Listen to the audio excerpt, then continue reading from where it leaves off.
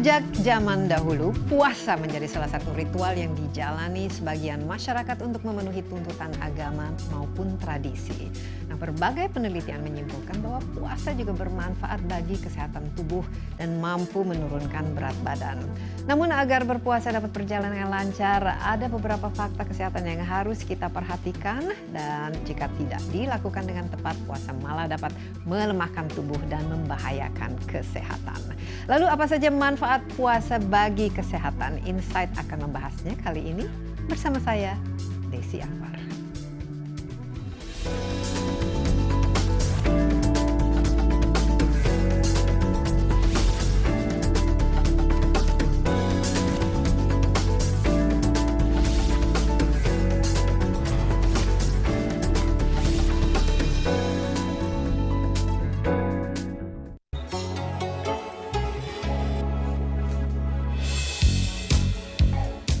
Menurunkan berat badan bukan satu-satunya manfaat diet. Namun kebanyakan orang menggunakan cara ini untuk mengurangi kelebihan berat badan. Beragam pola diet, mulai yang ringan hingga ketat, dilakukan agar bentuk badan sesuai keinginan. Salah satu diet untuk menurunkan berat badan adalah intermittent fasting atau diet puasa. Mereka yang menempuh diet puasa dapat makan apa saja, tetapi dengan porsi sedikit. Berdasarkan situs Hello Sehat, ada 3 cara melakukan diet puasa. Yang pertama adalah metode 16/8. Artinya, 16 jam berpuasa dan 8 jam mengkonsumsi makanan. Yang kedua adalah metode Eat Stop Eat. Dengan cara ini, kita tidak boleh mengkonsumsi makanan selama 24 jam dalam beberapa hari setiap minggu. Cara ketiga, 5/2. Yang dimaksud adalah membatasi asupan makanan hingga 25% dari jumlah normal, atau sekitar 500-600 kalori per hari. Hal ini dilakukan 2 hari per minggu. Meski beberapa orang berhasil menurunkan berat badan dengan cepat dengan diet puasa ini, ahli gizi Dr. Tan Shot Yen mengatakan, metode diet tanpa memperhatikan pola makan yang sehat dan seimbang seperti ini berbahaya bagi kesehatan. Penyebabnya, mereka yang melakukan diet puasa biasanya tidak menyusun menu makanan dengan gizi seimbang.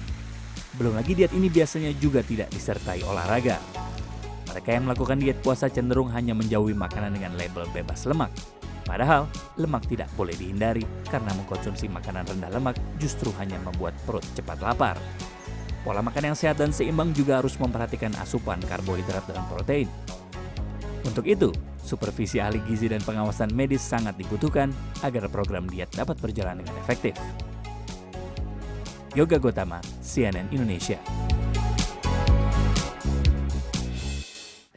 Ya, saat ini begitu banyak metode diet yang dilakukan untuk menurunkan berat badan. Salah satunya adalah diet puasa atau yang disebut sebagai intermittent fasting. Nah, diet puasa sendiri mengharuskan seseorang untuk berpuasa dan makan dalam kurun waktu tertentu. Lalu bagaimana cara diet puasa yang benar dan apa saja manfaat puasa bagi kesehatan? Untuk membahasnya telah hadir di studio bersama saya Dr. Ahli Gizi Tan Shot Yen dan juga ditemani oleh Karina Rizkita, pelaku dari intermittent fasting, juga seorang social media influencer. Halo Dr. Tan dan juga halo, Karina, apa kabar? Sehat ya? Alhamdulillah sehat. Alhamdulillah sehat. Nah, ini karena kita bulan puasa, kita bicara tentang puasa, tapi mungkin dalam hari ini kaitannya dengan manfaat berpuasa itu untuk kesehatan. Dan banyak sekali kan kita sudah kenal banyak sekali manfaat puasa itu bukan saja untuk dari segi spiritual, mind, body, spirit, ya, dari segi spiritualnya, tapi ternyata manfaat berpuasa untuk kesehatan, untuk secara fisik itu juga lumayan banyaknya. Mungkin Dokter Tan bisa sedikit memberikan gambaran apa-apa saja manfaat utama kalau kita berpuasa. Secara summary saya bisa mengatakan bahwa memang kadang-kadang walaupun di ajaran agama memang diajarkan tentang menyedikitkan makan.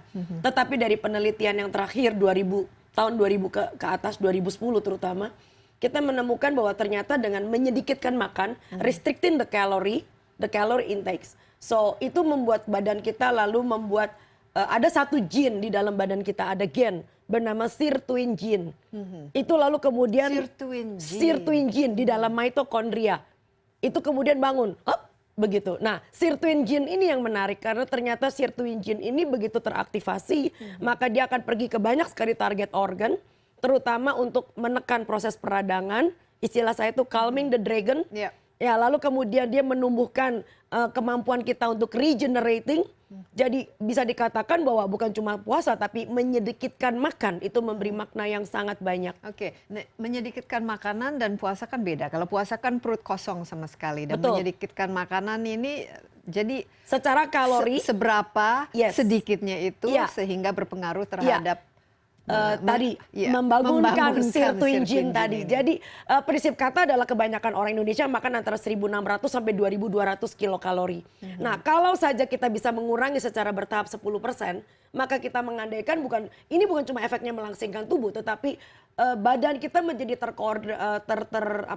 terpola sedemikian rupa sehingga sirtuin jin tadi bisa bangun. Nah, yang menjadi menarik adalah ketika puasa. Nah, dalam bulan puasa kita melatih Ya. bagaimana badan kita itu harus bangun pagi dan pagi harus sahur makan, lalu puasa sampai nggak minum juga. dan 12 jam kan Exactly. biasanya. So, intermittent fasting tidak mengenal tidak minum. Kalau kita sampai tidak minum kalau kita puasa toh. Nah, jadi dengan cara demikian maka badan bukan cuma sekedar mengalami asupan kalori yang berkurang tetapi juga asupan air. Nah, yang menjadi menarik adalah bagaimana puasa ini lalu membuat kita menjadi lebih sedikit meletakkan kemelekatan kita kepada hal-hal yang tadinya melekat. Jadi itu adalah intisari secara filosofi orang makan. Ya. Nah, yang kacau begitu buka puasa, jeng-jeng. Nah, itu dia.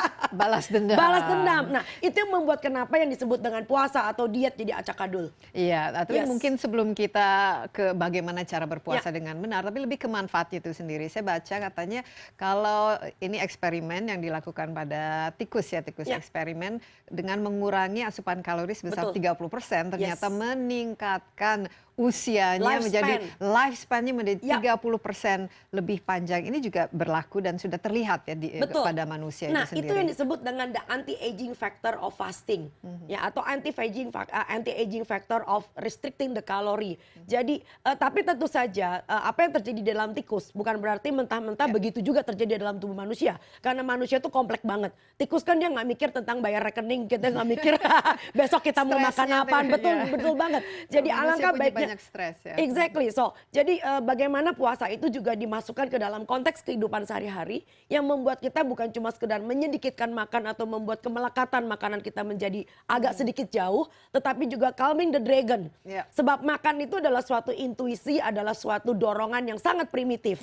Nah, Karina sendiri ini mungkin bisa cerita sedikit, katanya dulu pernah yang memiliki berat badan yang berlebihan tapi udah mencoba diet sehingga akhirnya ya ada keseimbangan lah yang sudah mulai ditemukan. Mungkin seberapa berat waktu itu Karina sempat? Waktu itu sebenarnya berat paling besar adalah 99 kilo. Umur berapa tuh? SMP. 99 SMP, kilo iya. ya? SMP loh. SMP. Terus turun dengan sendirinya karena waktu itu jadi atlet, jadi 84. Setelah itu intermittent fasting selama 3 bulan, barulah turun jadi 68 kilo. Udah 99 kilo waktu masih SMP. lumayan ya, masih muda. Itu kenapa kira-kira? Apakah karena pola makan atau pola hidup atau keturunan? atau Mungkin bagaimana? karena ini ya, saya tuh punya kecanduan akan gula dari kecil. Jadi konsumsi gulanya benar-benar berlebihan sama makanan manis, minuman manis. Terus nggak ada kontrol akan porsi makan gitu. Kadang-kadang kalau diingat-ingat lagi tuh dulu sama sekali nggak ada kepekaan akan rasa kenyang gitu. Kayak gitu sih. Iya, memang sekarang kan juga sudah ada temuan bahwa ternyata gula itu ya lebih seperti inilah. Adiktif ya, kita kecanduan ya. Nah, akhirnya yang memicu Karina untuk berubah dan kenapa memilih untuk melakukan diet intermittent fasting ini sebenarnya bukan diet tapi fasting ya, pola makan yang diubah ya, bukan makan 3 kali sehari tapi mungkin hanya 2 kali sehari atau 1 kali sehari. Alasannya mungkin karena memang ketika kita obesitas tuh saya mengalami banyak banget kesulitan. Kayak misalkan sulit cari baju, cari celana, sepatu bahkan. Dibully nggak? Iya, dibully juga gitu. Terus itu sih dorongan paling besar tuh itu. Jadinya kan kurang percaya diri. Jadinya selalu berusaha untuk diet terus. Tapi masih bisa menjadi atlet kan, luar biasa kalau iya, begitu. tapi waktu jadi atlet pun itu kelas berat gitu loh. Jadi kayak Terus akhirnya ketika saya kuliah tuh pertama kali saya tahu ada metode intermittent fasting itu. Begitu nyari tahu metodenya tuh saya jadi langsung tertarik gitu karena saya mikirnya kayak oh mungkin intermittent fasting ini tuh punya apa ya metode yang bisa mengakselerasi menurunkan berat badan gitu. Akhirnya pas dicoba langsung. Dan setelah berapa lama dicoba dan langsung turun, ada perubahan yang drastis? Seminggu, 2 minggu, atau 3 bulan. 3 bulan turun dari berapa ke berapa? Dari 84 ke 68 kilo. Oh, luar biasa ya 3 bulan. Kita break sebentar Karina dan Dr. Tan, tapi apa yang sebenarnya disebut-sebut sebagai intermittent fasting dan juga perbedaannya dengan puasa ataupun diet yang biasa dilakukan ya. Kita akan lanjutkan setelah yang berikut ini, jadi jangan kemana-mana dulu, Insight akan segera kembali.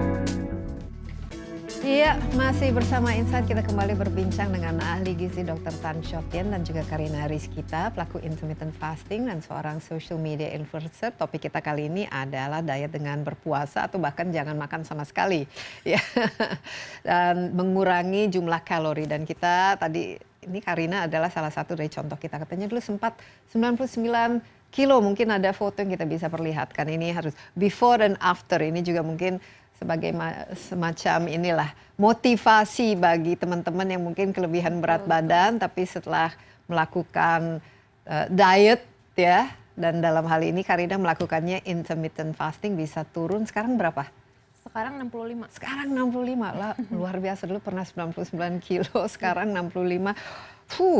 Lebih dari 30 kilo ya, amazing dalam waktu 3 bulan. Tapi intermittent fasting itu sendiri, Dokter Tan, ini lagi tren ya kalau kita ke YouTube atau ke banyak sekali ya tulisan-tulisan. Ini sebenarnya ada seorang dokter Jepang, dia pemenang Nobel Prize itu mengatakan bahwa kalau kita berpuasa kita tidak makan sama sekali, ya berpuasa kan tidak makan dalam waktu tertentu, apakah itu 12 jam atau bahkan sampai 18 jam, itu terjadi yang namanya otofagi. Kedengarannya agak mengerikan, tapi otofagi. Ternyata otofagi itu sangat bagus bagi tubuh manusia. Oke, nah ini mau saya kaitkan juga dengan diet yang sekarang lagi ngetren ketogenic diet. So, jadi itu biasanya hanya makannya protein, high fat, tidak begitulah, makan baiklah. karbo, tidak makan gula. Nah, saya ingin meletakkan beberapa plotnya sebentar, ya izinkan. Jadi Indonesia punya fasting, cara Indonesia diet, cara Indonesia puasa, itu agak nyentrik. Biasanya tuh aturan yang ada di luar negeri kita modif. Contohnya misalnya agak jauh sedikit, ketogenik. Ketogenik itu kita nggak makan karbo sama sekali, ya. Lalu kemudian hanya pakai protein dan fats. Nah di luar negeri yang saya sejauh ini saya tahu bicara tentang fat, itu bukan rambak, bukan gaji, bukan gorengan, tapi betul-betul good fats. Iya, seperti yang di alpukat misalnya. Exactly, alpukat juga karbo sebetulnya, jujur aja. Tapi kan fatnya bagus. Iya, kan? mereka masih menggunakan kacang-kacangan dan sebagainya. So, mereka menggunakan yang disebut dengan unsaturated fatty acid, ya kan? Apalagi kalau mereka ditambah dengan omega 3 dan sebagainya. Ya, bukan gorengan. Bukan gorengan, bukan rambak, bukan soto sulung isinya jeroan. Itu jijik, ya. Nah, tapi Indonesia juga antik. Nah, boleh nggak saya nanya juga sama Karina? Iya. Oke, Karin, jadi ketika waktu istilah kamu tuh dengan intermittent fasting, itu model fasting seperti apa? Makan cuma sekali yang saya dengar ya. Oke, boleh tahu nggak makan sekali itu apa yang dimakan waktu itu?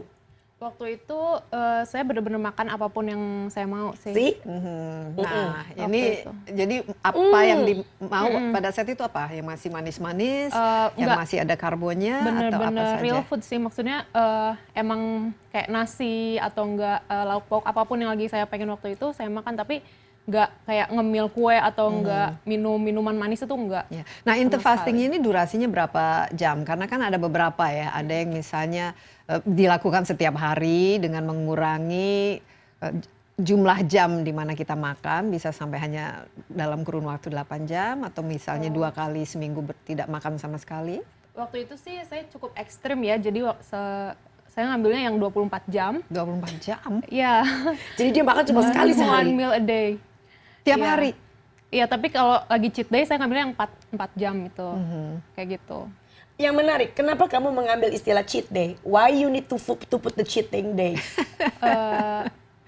Nggak tahu, mungkin dari yang saya baca, dari yang saya cari tahu di internet sih, itu tuh untuk menghindari plato ya.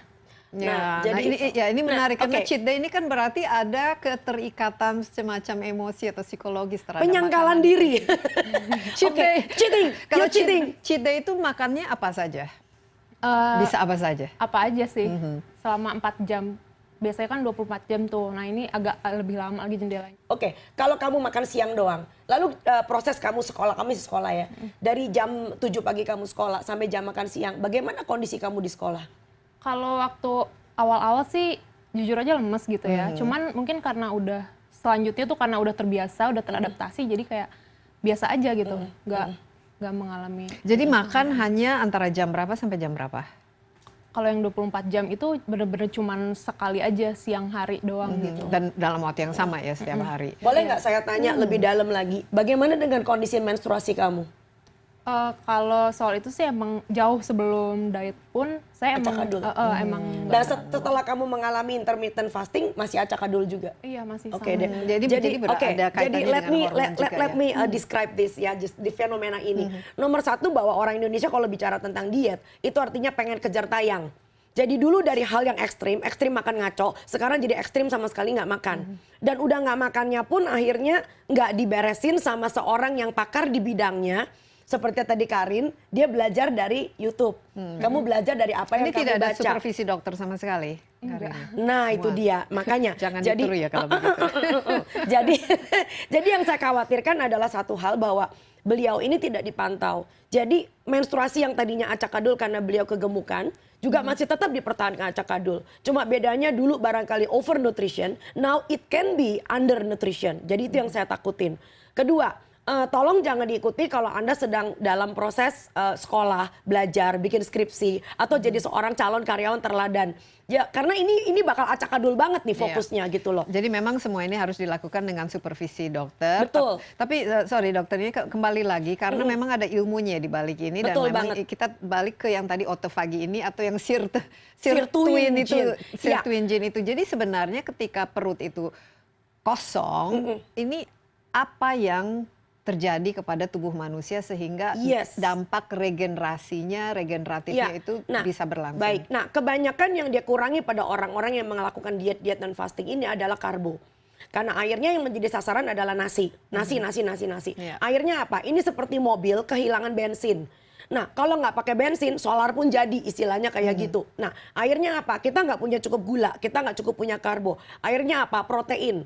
Makanya lalu kemudian keluar yang namanya zat keton di dalam urin. Nah, protein ada di mana aja. Dia bukan cuma makan otot, makanya ototnya menyusut, lemaknya juga menyusut. Nah, yang kita takutkan dari otofagi, kalau ini terjadi in a prolonged time, maka terjadi penyusutan organ dalam. Jadi makanya orang-orang yang melakukan diet ekstrim kayak begini, kita juga nakutin boro-boro sembuh dari diabetesnya. Bisa jadi diabetes juga. Kenapa? Karena pulau-pulau Langerhans dari pankreas itu ikut menyusut. Iya, Tidak bikin sel beta pankreas. Lalu organ reproduksi ikut menyusut.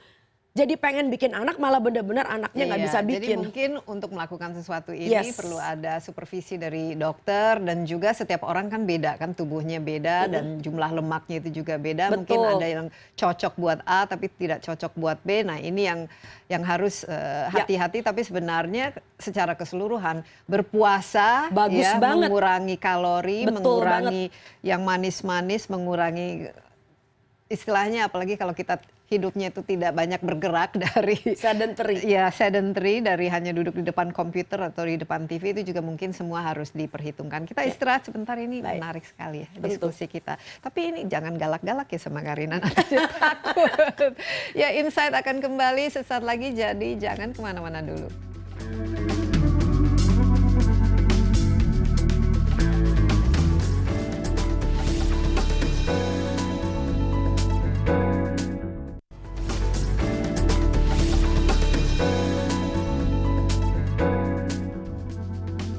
Ya, kita lanjutkan topik kita kali ini mengenai cara berpuasa dan diet puasa yang benar ya, bersama dokter ahli gizi Tan Shot Tien dan juga Karina Rizkyta, seorang pelaku intermittent fasting yang berhasil ternyata menurunkan berat badannya yang cukup drastis dari 99 kilo ya menjadi sekitar 65 ya sekarang. Dan ya ini hasilnya, tapi ternyata ada catatan-catatan juga ya yang mungkin harus diingatkan, jangan melakukan diet yang sangat ekstrim dan tiba-tiba berubah 180 derajat tanpa ada supervisi dari dokter. Paling tidak mungkin yang dikhawatirkan bukan sekarang ya kelihatan dampaknya, tapi di kemudian hari. Besok. Nah, ya Besoknya jauh. besoknya. Nah, Dokter Tan, kalau kita melihat ya manfaat puasa itu kan ya memang ada, karena kalau badan itu dikasih makan terus-menerus, yang ada itu ya justru bisa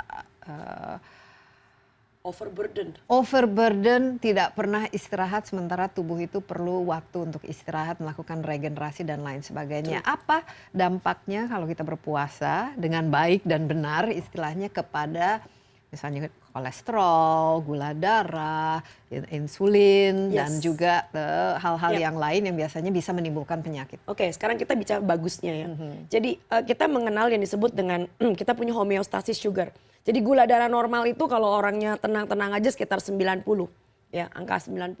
Nah, ketika kita makan biasanya dia akan naik sedikit selenting ya. Tapi nggak boleh over dari 140. 2 jam setelah makan itu biasanya karena insulinnya kerja, lalu dia berusaha untuk nurunin lagi. Jadi yang disebut dengan flow itu sebetulnya jinak, kurang lebih seperti itu.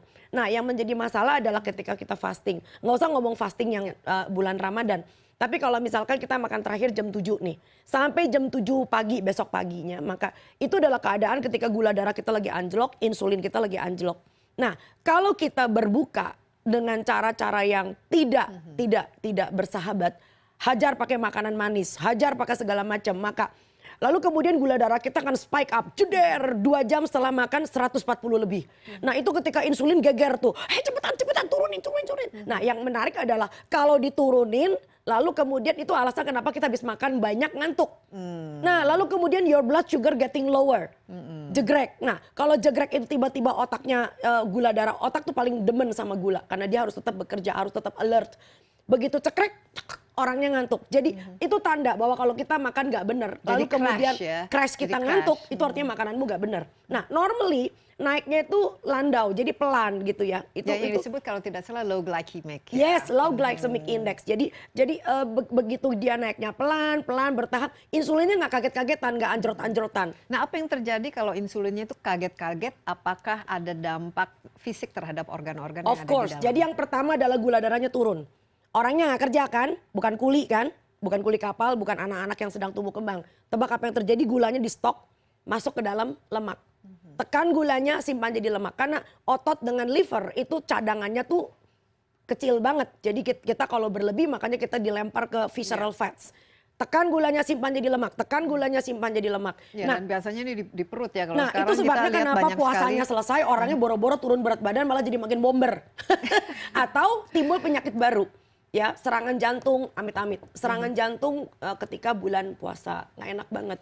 Serangan stroke ketika mau mendekati 1 Syawal. So, ini nggak enak banget. Jadi yang kita inginkan adalah berbukalah dengan cara-cara, maka Nabi Muhammad mengajarkan dengan air dan 2 butir kurma. Dan kurma, 2 butir ya, bukan setengah kaleng. Orang kita kan lain, udah pakai kurma tetap aja pakai kolak, ya kan? Ya, jadi kebayang. Jadi kalau buat saya menganjurkan, apalagi kita di tanah air yang kaya banget, bisa pakai kelapa muda, bisa tapi nggak pakai sirup, bisa dipakein buah lontar atau minum sup. Makan kuah. Indonesia punya 40 macam soto. Jadi perut kita yang tadinya kosong beneran, nah, makanya pagi-pagi kalau kita bikin soto, bikin sup, itu tuh nyaman buat di perut karena it's awakening. It's awakening the organ gitu. Jadi peristaltik kita bekerja dengan baik, bukan kaget. Jadi bukan makan pagi, makan buah dulu. Ini juga ajaran yang saya hanya Tuhan yang tahu datangnya dari mana. Nah, ajaran makan pagi makan buah doang gitu ya kan. Nah, makan pagi makan tetap komplit. Ya, jadi kalau misalnya sahur nih, separuh dari piring Anda isinya sayur dan buah. Lalu ada lauk. Nah, supaya lauknya bersahabat di tubuh, coba lauknya dibikin dalam bentuk soto ayam, soto kudus, soto Jangan lamongan, goreng-gorengan bikin ya kalau bisa rawon ya. ya kan. Lalu dua per tiga atau seperempatnya lagi itu adalah makanan di mana kita harus punya energi. Iya. Tidak harus nasi, tetapi ada ubi, ada singkong atau Nah kentang dan ini sebagainya. mungkin nanti harus diingatkan kembali ya. Bentuk dari Piring isi itu. ya, piring Piring. itu setengah itu kalau bisa sayur dan buah dan seperempat itu lebih ke lauk dan Lalu yang ada baru proteinnya, makanan bertenaga. dan baru seperti ya kalau bisa juga nasi merah misalnya Nah, ketimbang hanya bukan nasi putih. itu sendiri. Karena waktu Anda pertama kali ya melakukan intermittent fasting yang cukup drastis ini katanya sama 24 jam hanya makannya sekali pada jam yang sama. Iya, betul. Nah, itu minggu-minggu pertama itu bagian mana yang terasa cukup drastis kurang ya ininya berat badannya itu? Apakah dari perut atau dari biasanya kalau perempuan nyimpennya di paha dan di lengan kan?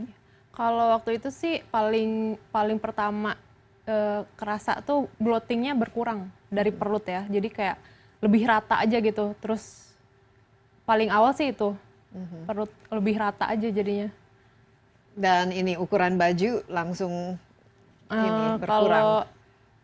Kalau saya sih kan sebenarnya nggak begitu sering ditimbang, nggak begitu sering mengukur badan gitu.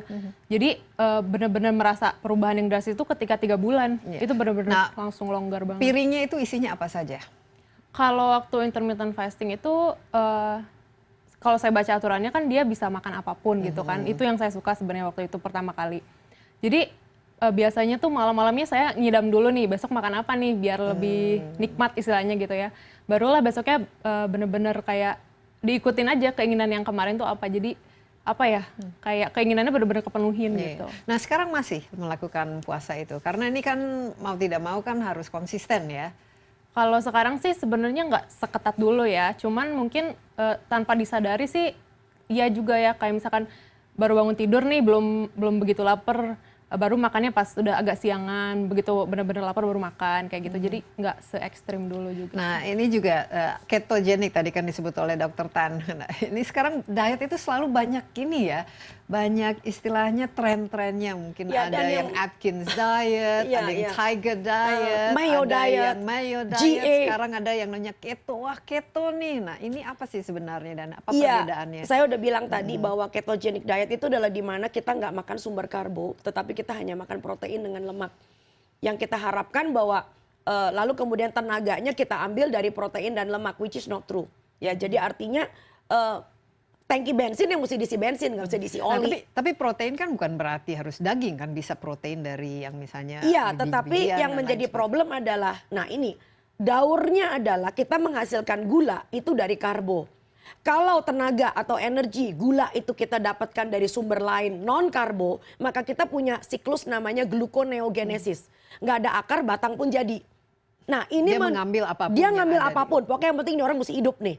Paru-parunya mesti bernafas nih, otaknya mesti kerja nih. Akhirnya apa? Nggak ada akar, batang pun jadi. Akibatnya yang terjadi adalah memang wasting.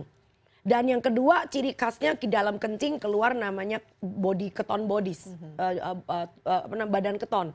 Nah ini yang menandakan bahwa ketika Anda sudah masuk ke situ buat orang yang menganut diet Ya. keto mengandaikan, yeah you are on the go now gitu. Padahal kalau menurut saya, gitu loh. Jadi ini adalah tanda bahwa badan kamu kelaparan sebetulnya. Nah ini yang menarik. Nah Tapi katanya hasilnya juga cepat dengan cara-cara ini yang saya atau mungkin sedihkan. tidak sustainable ya, tidak Ini yang boleh saya terus exactly, menerus. ini yang saya sedihkan. Kenapa sih yang dikejar itu cuman berat badan? Now take a look how your menstrual, ya kan, reproductive system. Lalu jangan salah loh, orang kurus bisa kolesterolnya 400 loh. Enggak, jangan salah loh, orang kurus tiba-tiba besok serangan jantung. Jadi tolong yang disebut dengan sehat, nah ini menurut WHO ya, bukan cuma fisik loh. Fisik harus sehat, luar dalam, inside out. Lalu kemudian secara emosional Emosinya, sehat. mentalnya. Orang-orang yang mengerjakan diet ekstrim, sadar atau tidak, itu punya rasa cemas, punya rasa craving seperti yang tadi Karin juga bilang.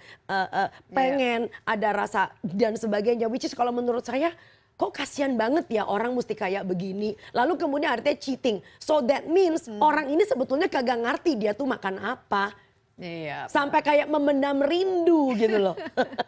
kita istirahat sebentar lah ya ke Dokter Tan dan juga Karina, tapi kita akan segera kembali. Jangan kemana-mana dulu.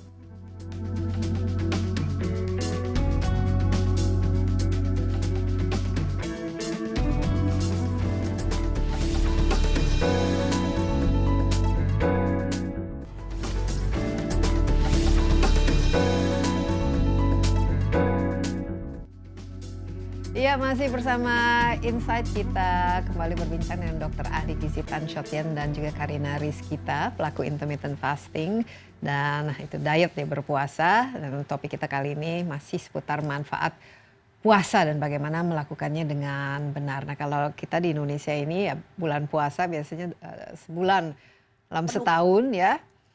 Kita berdisiplin lah istilahnya selama 12 jam tidak makan minum, tapi ya tujuannya kan sebenarnya bagus ya, bagus buat secara spiritual, mendekatkan diri pada Tuhan, dan juga secara kesehatan harusnya bagus.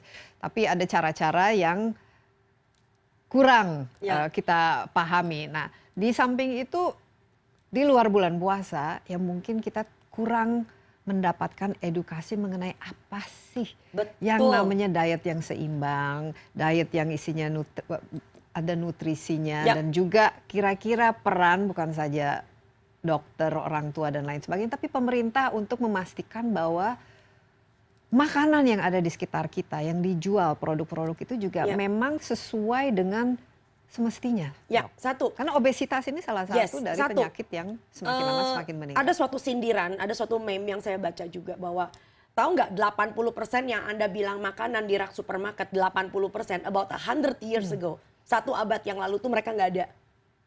Jadi artinya apa? 80% lebih penyakit kita sekarang itu 1 abad yang lalu tuh nggak ada. Ya, jadi ini tanggung jawab siapa? Di dunia barat, di negara-negara maju, semua udah bekerja keras untuk menerbitkan yang bukan rancangan lagi, udah ada tuh undang-undang label iklan dan pangan. Nah, jadi ibu-ibu sejak awal mereka udah tahu kapan harus menyusui anaknya, kapan harus disapi, kapan diberikan makanan pendamping ASI, bagaimana cara bikinnya. Di kita Nina Bobo. Bahkan kita masih melihat bahwa susu formula dijual suka-suka hati. Ya kan? Lalu kemudian makanan pendamping ASI, emaknya nggak mau repot.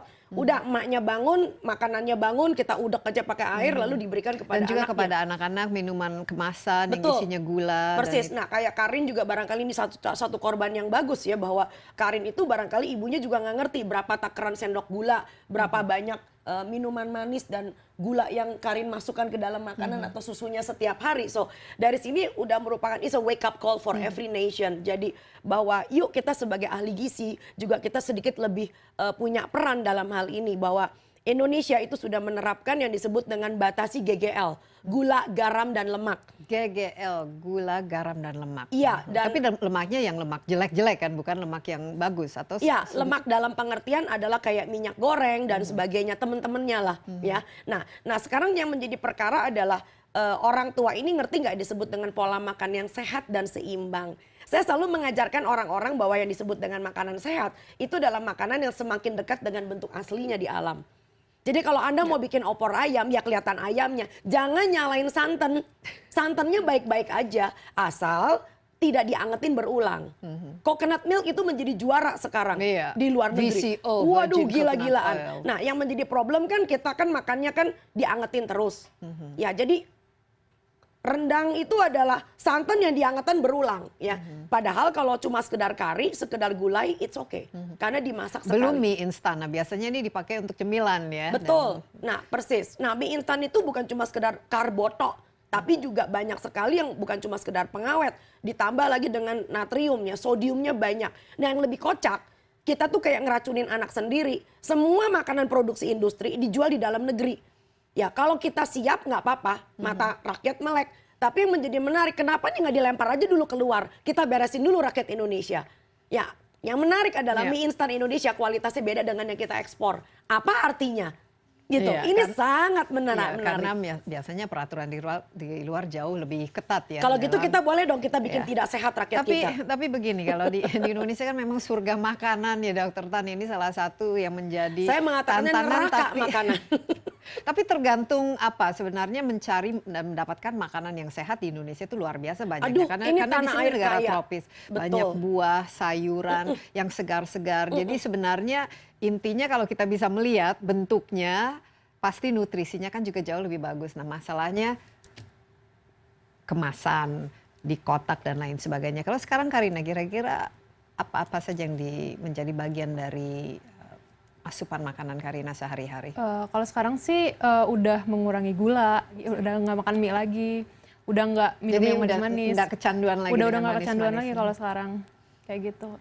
Emang dari awal kan juga saya mengurangi konsumsi gula kan, karena itu yang paling apa ya, target utama saya itu pada benar pengen ngurangin gula aja, karena kan emang kebanyakan sumber penyakit itu kan dari gula gitu. Nah, bagi yang ingin memberikan makanan pada anaknya, idealnya apalagi anak-anak masih tumbuh dan biasanya kan kalau anak-anak kan ya ke sekolah terus jajan dan lain sebagainya. Ini kan yang jadi susah untuk dikontrol ya. Nah Dokter ini Tan. Apa seperti yang Ibu Menteri Kesehatan selalu bicara tentang pola asuh. Pola asuh itu artinya apa sih? Kita harus teliti, kita harus cermat, kita harus tekun. Ngopain anak itu mesti begitu gitu loh ya. Nah saya lebih punya istilah yang namanya memerah. Memerah itu ada istilah saya, itu adalah akronim saya. Bagaimana Anda memilih makanan, meracik makanan, dan mengolah makanan, memerah.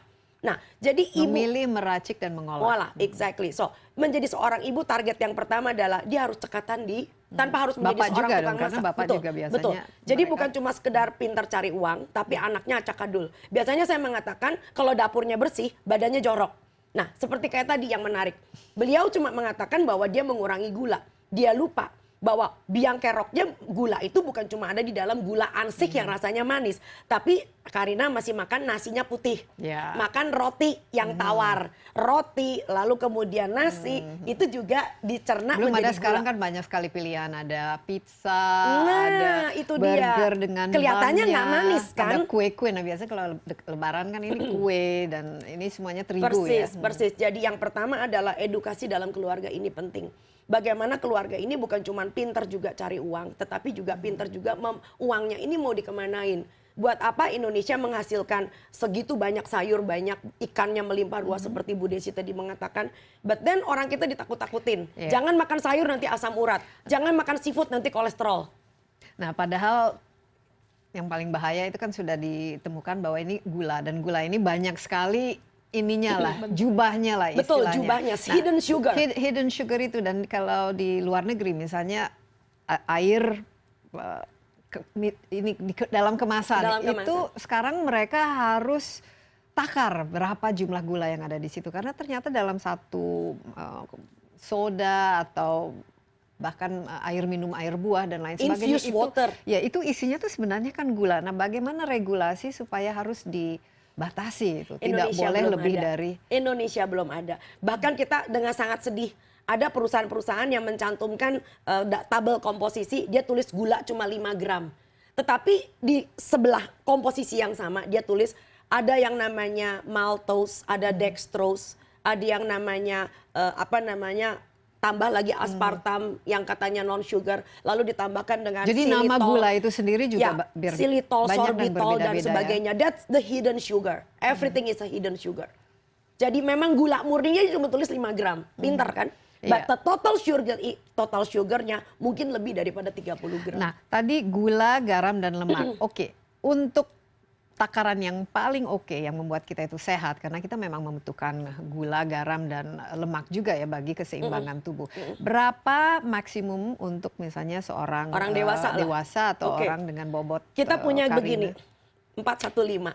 415. Jadi mohon maaf karena gulanya di Indonesia masih dianggap gula pasir. Padahal sebetulnya hidden sugar mesti masuk nih. Jadi kalau dihitung-hitung in total, sehari orang tidak boleh lebih dari 4 sendok makan gula. Ini termasuk Anda punya semur ya. Semur itu artinya Kayak gula ya? ada kecap kan. Itu hidden sugar loh. Ya gula Jawa, gula pasir dan sebagainya. Termasuk gula di dalam buah. Iya. Jadi kalau buahnya diperes itu di segala macam kecapnya digimanain. Pokoknya nggak boleh lebih dari 4 sendok makan. Dan di roti kan juga tadi gula dari karbo. Exactly. So 4.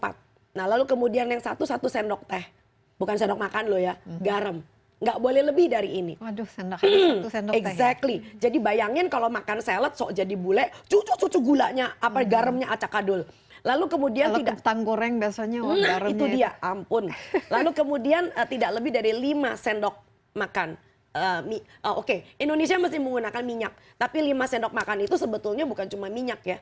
Termasuk kalau diperes kita punya alpukat, kita punya santan, kita punya ikan laut dalam, kita punya kacang-kacangan, kita punya urap. So itu sebetulnya makanan berlemak tapi kan sehat. Iya, 415 ya. 4 415. sendok makan gula, 1 1 sendok teh, garam, dan 5 sendok 5 makan sendok minyak. makan minyak. Tapi yang mungkin yang harus kita perbaiki itu juga adalah di Quality- kemasan itu quality-nya. harusnya ada tulisan berapa. Nah, Setuju. ini yang mungkin Missing. masih belum Persis. dilakukan dengan tertib ya. Iya, tapi masih ada satu segmen lagi, Ya. Dr. Tan dan juga Karina. Jadi jangan kemana-mana dulu, Insight akan segera kembali.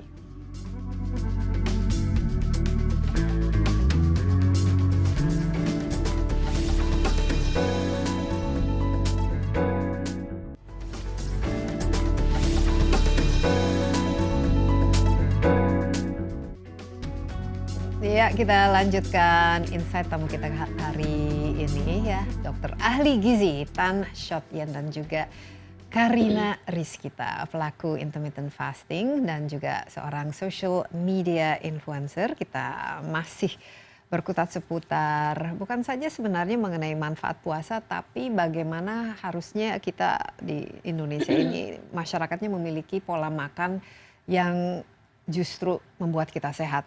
Bukan pola makan yang berkontribusi terhadap berbagai macam penyakit di Indonesia ini. Kita diabetes tipe 2-nya itu juga salah satu yang sangat tinggi dan juga tentu saja serangan jantung, stroke dan penyakit hipertensi dan juga ya inilah obesitas karena makanan kita itu justru menjadi kalau tidak hati-hati justru menjadi racun ya. Tapi Karina tadi sudah mendapatkan banyak ilmu ya dari Dokter Tan ya. Iya betul. Kira-kira lebih Banyak terinspirasi nggak ke depan? Karena sebenarnya selain pola makan juga ini ya hidup sehat seperti olahraga itu dilakukan. Iya, Karina, sampai untuk sekarang menjaga. masih olahraga juga. Kalau waktu intermittent fasting kan belum ada kesadaran sama sekali ke sana, tapi kalau sekarang tuh udah lebih aware aja pentingnya olahraga gitu, makan makanan sehat. Nah ini dari siapa? Dari pencarian Karina sendiri Kalau atau saya sih- bertanya-tanya kepada dokter atau yang ahli? Kalau saya sih paling pertama dari internet, terus dari buku-buku gitu, terus udah sih paling. Nah ini mungkin ya salah satu tantangan edukasi itu penting sekali karena kalau kita lihat juga dari kebijakan pemerintah juga ya kurang ya dari pemahaman gizi dan juga apa sih sebenarnya yang tubuh kita itu yang perlukan untuk menjadi manusia yang sehat dan kalau bisa bebas penyakit. Ya, jadi semuanya sekali lagi semuanya integrated. Dari pola asuh, edukasi, lalu kebijakan. Ini adalah 3 pilar yang mesti kita jaga baik-baik. Nah, yang pertama adalah bicara tentang pola asuh. Banyak orang mengatakan, aduh, kan pagi-pagi bangun kan capek, masih ngantuk. Oke, jadi akhirnya kebiasaan sahur orang Indonesia, buka toples, keruk isinya, atau sisa makanan malam, lalu kemudian diaduk pakai nasi. Padahal sebetulnya nggak seribet itu kok orang buka puasa. Asal we have a very good plan starting from yesterday. Jadi pulang terawih bukan cuma sekedar main-main, ngobrol-ngobrol lalu blek tidur. Tetapi besok mau mempersiapkan apa. Sama kayak zaman kita kecil dulu mempersiapkan baju seragam. Kaos kakinya kiri kanan sama warnanya nggak belang kan. Lalu isi bekalnya apa. Jadi saya rasa ibu-ibu zaman now bukan cuma pandai rias berdandan yang lama, tapi juga lebih lama mempersiapkan keluarganya untuk on the go on the on the tomorrow. Nah, jadi sekali lagi buka puasa istilah saya tuh jangan lupakan isi piringku yang sudah dicanangkan oleh Kementerian Kesehatan sejak tahun lalu loh. Jadi bukan perkara gembar-gembornya ini yang kurang sebetulnya, tapi pinter digembar-gemborin tapi nggak dijalanin. Isinya apa? Separoh sekali lagi usahakan sayur dan buah. Lalu kemudian makanan yang berlauk yang tentu saja kalau nggak protein nabati atau dicampur dengan protein nabati dengan hewan. Lalu kemudian sumber tenaga. Nah dari itu semua dibilang mahal? Enggak. Contoh nih sama-sama makan nasi uduk. Malah nasi uduknya dikurangin porsinya. diganti pakai yang namanya pecel Madiun. Kan lebih murah, ya kan? Sama-sama pakai soto ayam. Iya, tapi biasanya kalau udah masuk bulan puasa dan apalagi menjelang Lebaran, justru pengeluaran untuk makanan kan lebih meningkat.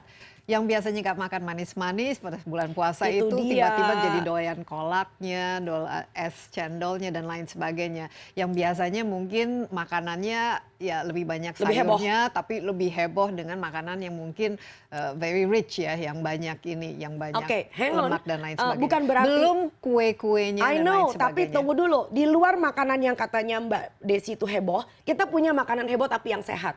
Yang mestinya juga keluar banget di bulan puasa. Tebak apa? Es belewah. Ya, Iya. timun suri. Kenapa ini pamornya lebih kecil daripada yang heboh tadi? Gitu loh. Jadi padahal kalau kita buka puasa dengan timun suri, dengan Tapi es belewah. jangan pakai sirupnya ya. Nah itu dia, we are sweet enough lah ya. Jadi begitu Anda cukup percaya diri, prinsipnya akan membatalkan puasa. Ya. Iya. Lalu kemudian setelah sholat maghrib baru kita makan. Mhm. Nah sekarang setelah bulan puasa itu sendiri dan Nah, biasanya itu dia. ilmu ini kan harus ini sebenarnya kan kalau bisa Long kan lasting. tiap hari ya ini suatu pola makan yang sehat dan kalau bisa juga berpuasa juga dilakukan sering lah istilahnya. Kalau bisa kita makan hanya ketika kita lapar ya, kalau sudah kenyang. Masalahnya sekarang kan orang tidak bisa membedakan antara lapar dan tidak lapar. Pokoknya makan pagi merasa harus makan. Kemudian jam 10, jam 11 sudah mulai cemil-cemilan, terus makan Karena makan siang. paginya terus- kurang. Dan jadi terus menerus. Nah, bagaimana supaya dari hari ke harinya ini dijaga terus keseimbangan? Oke, ini ciri khas Indonesia juga. Kalau kekeran cepat, tapi ke maintenance-nya enggak. Jadi hilang timbul patah berganti gitu loh ya. Jadi bagaimana kita bisa makanya saya mengatakan diet itu tidak bisa menjadi lifestyle. Karena Anda nggak bakal patuh, Anda nggak bakal konsisten, nggak bakal punya komitmen. Sedangkan yang kita inginkan adalah sesuatu lifestyle yang membuat kita menjadi istiqomah.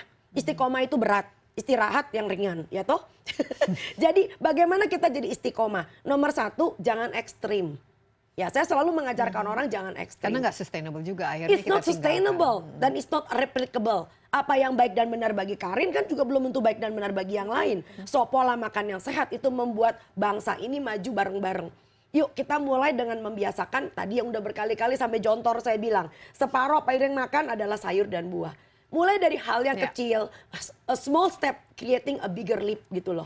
Saya rasa kok demikian. Iya, jadi tingkatkan ya asupan Betul. sayurnya, buahnya dan harus setiap hari ya. Dan Ya, kalau kedua. bisa kurangi GGL. Lalu yang kedua adalah instruksi dari Bapak Presiden yang namanya Gerakan Masyarakat Hidup Sehat. Nah, Germas itu mengandaikan bukan cuma mempertingkatkan sayur dan buah. Kedua, cek kesehatan. Jangan sampai badannya langsing tapi kolesterolnya 400. Nah, ini harus rutin ya. Exactly. Idealnya berapa sekali setahun ya kalau udah di atas umur Ya, tetapi 30. kalau kita punya masalah dengan tubuh, ikutin apa kata dokter. Mungkin sebulan sekali. Dan yang ketiga, seperti yang Karin lakukan, olahraga. Bukan cuma asal bergerak. Bersihin rumah, pekerjaan, the daily household, itu bukan pekerjaan, bukan olahraga lo ya. Jadi jangan bangga, saya ngepel loh, saya nyuci loh. Hey, itu bukan olahraga. Olahraga adalah gerakan konsisten selama 30 menit sehari. Nggak pakai dicurangin. Iya, yang bisa meningkatkan detak Yes, jantungnya exactly. karena ini sangat penting buat untuk Persis. sirkulasi ya. Persis. Baik, terima kasih banyak. Kelihatannya kita banyak sekali belajar ya dokter Oh, ya. Tan ini. Berapi-api ya. Ini gimana Karina terinspirasi oleh makan sekarang merasa kita jauh lebih pintar ya dengan adanya Iya, dokter Tan. betul.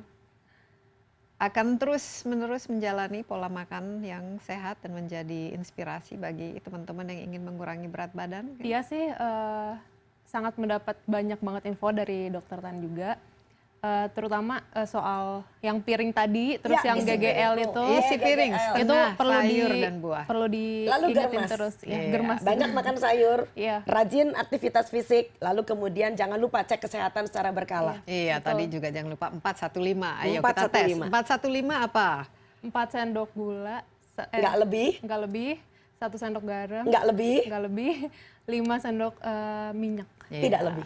Sendoknya sendok makan Sendok dan teh. kalau garam Garam sendok teh. Bukan gayung, Bukan gaya.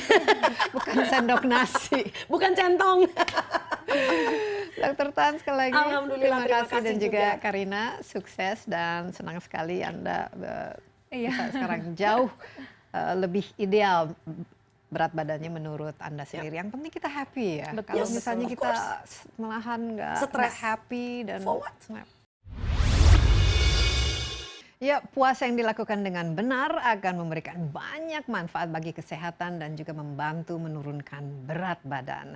Jika Anda akan melakukan diet puasa atau intermittent fasting, disarankan untuk berkonsultasi dengan dokter atau ahli gizi terlebih dahulu ya. Dan jangan lupa biasakanlah untuk berolahraga ringan selama berpuasa serta makan makanan yang bernutrisi saat memulai dan mengakhiri puasa Anda.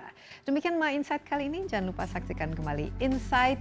Anda dapat juga menyaksikan Insight di kanal YouTube CNN Indonesia, Insight with Desi Anwar. Sampai jumpa dan bye-bye.